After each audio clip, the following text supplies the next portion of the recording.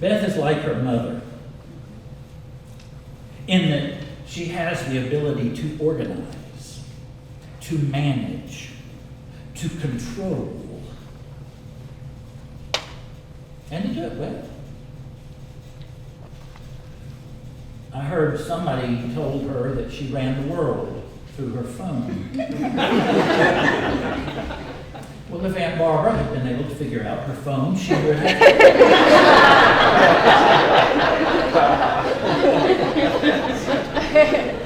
Beth is so much like the best of her mother. But she is also so much like my blood uncle, her father, Uncle Russ. Now you talk about a man that had half a brain, crazy as he could be, fun all the time, laughed a lot, looked at the bright side, was so effervescent. He was absolutely the most fun uncle you could ever have. I loved Uncle Russ. And I think my grandfather, like Uncle Russ, uncle. Because I'm so rough with my grandchildren, and my children are always, as I'm sure my mother, with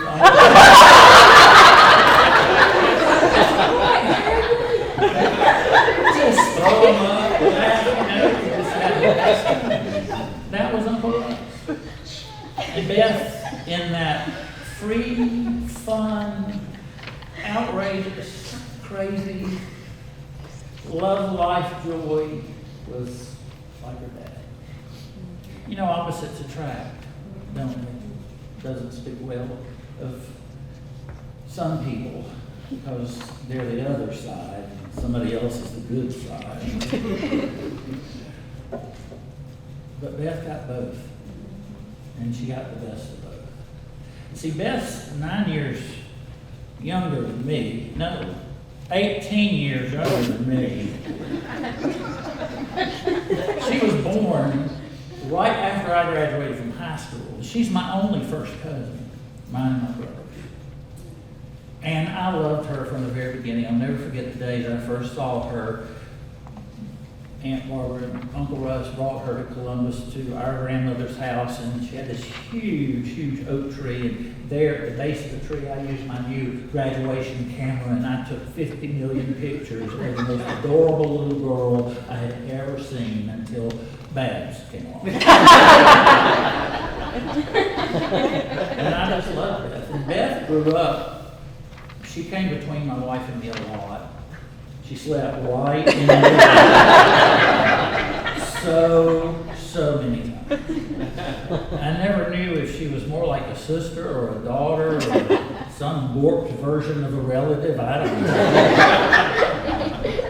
She's always meant the world to Ron and me and to our children, Barrett and Babs.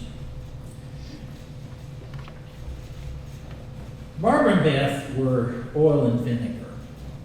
Not oil and water, I'll tell you the difference. Oil and vinegar belong together, don't they? Mm-hmm. They, left alone long enough, will separate into their own entities. But they'll always remix, and when they remix, it's the best. That's kind of mother-daughter stuff. It's kind of Barbara stuff. It's family stuff. But they aren't ever oil and water. Because you can shake oil and water all day long and they never mix. But you shake Beth and Aunt Barbara and they'll remix everything.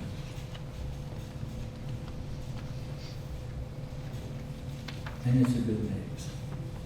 And I want to tell you, I have cherished these last months of watching them love each other sincerely, genuinely, meaningfully love each other. Not on water, oil and vinegar, and that's quite all right, because that makes some good stuff. All while, Aunt Barbara was so thankful for Beth's life. I don't know why, but she was so thankful for Richard.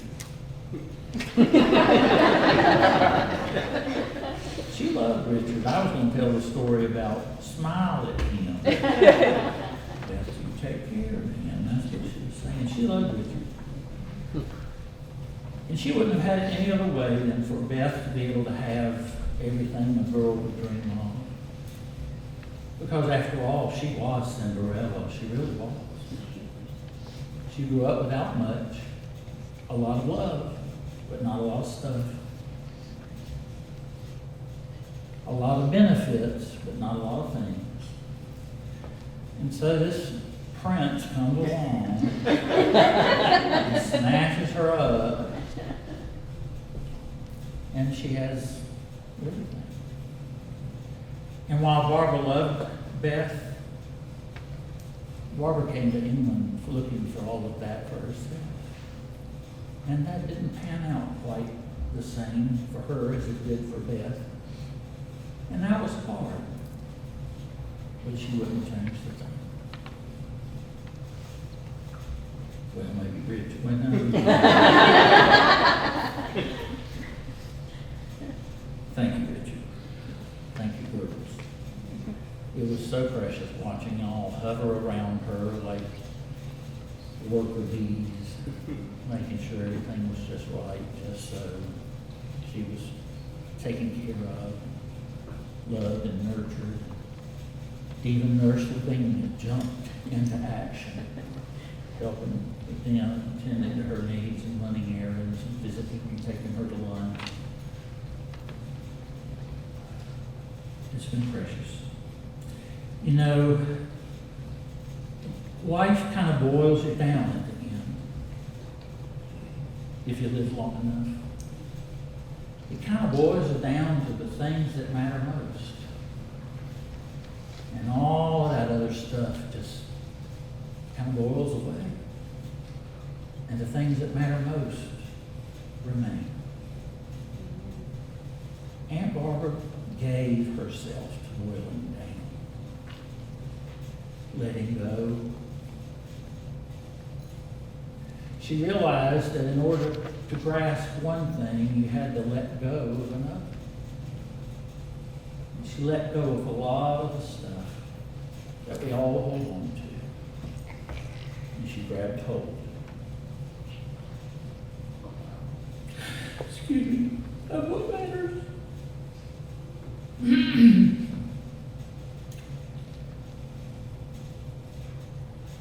Surely the fragrance of flowers are hers forever. I wrote a version of Psalm 23, which I have done quite a bit over the years for different people in different passions and careers.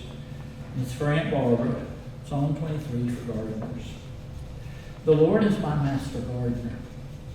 What more can I want? He lets me lie down in cool green pastures. He leads me beside peaceful streams of water. And in all this, he restores my soul.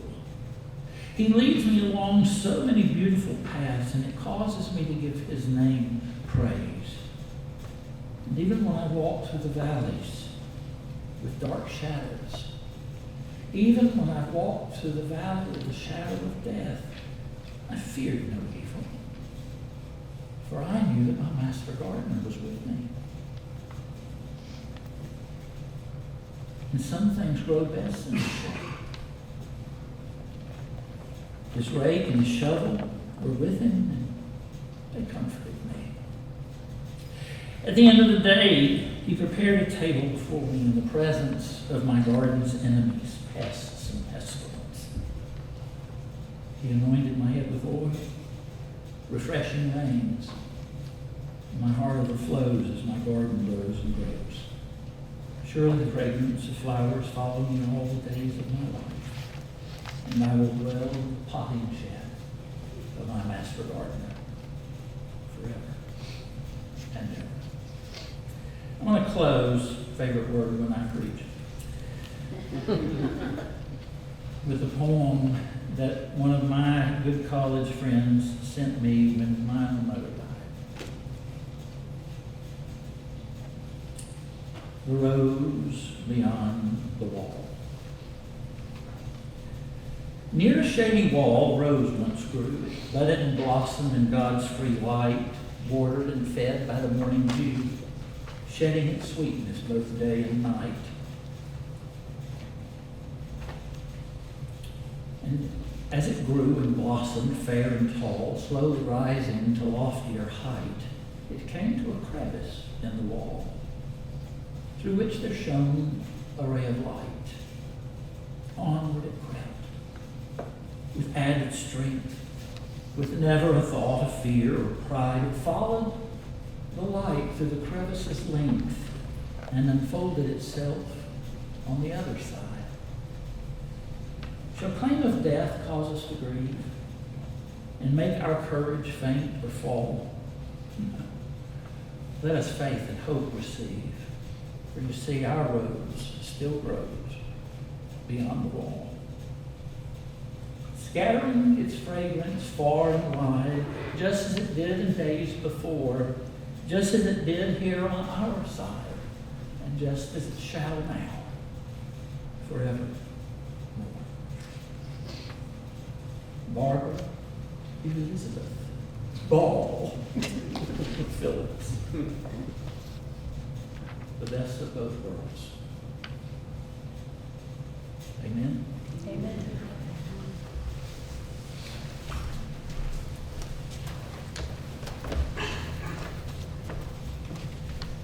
I'm Johnny Griffin. I'm Richard's brother, and Beth's brother-in-law, and I'm honored to be here to sing, let's all sing together one of her favorite hymns, talking about Miss Barbara. When gardening was not my forte, so we would talk about her kitty cat and our cat and dogs, and we talked church at the town. And so she would always ask, and we'd be praying for each other's church, what can we do, what can we say?